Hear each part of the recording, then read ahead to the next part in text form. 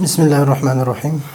مرقات کا دوسرا سبق ہے۔ وبعد فہذہ عدۃ فصول، کہ اس میں کئی فصول ہیں، فصل ہے۔ فی علم المیزان، منطق کو علم میزان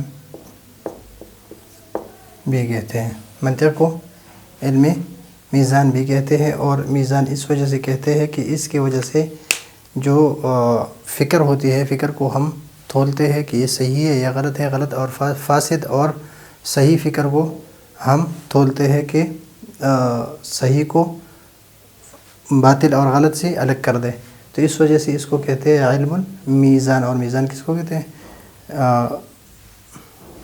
جو کانٹا ہوتا ہے جس پر ہم سب کچھ تولتے ہیں۔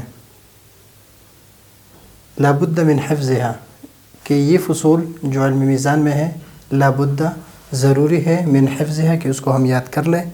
ان اصول جو علم میزان میں ہم ذکر کرتے ہیں اس کو یاد کر لیں، وضبطها، اور اس کو مضبوطی سے یاد کر لیں۔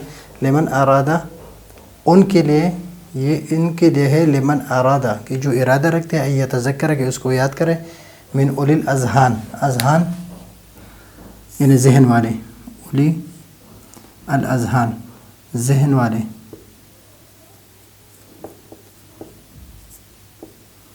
وعلی اللہ توکل والمستعان، اور اللہ پر توکل ہے اور اسی سے ہم مدد مانگتے ہیں۔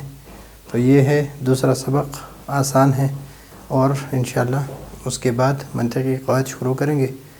تو اس وقت کے لیے اجازت چاہتے ہیں۔ اللہ حافظ۔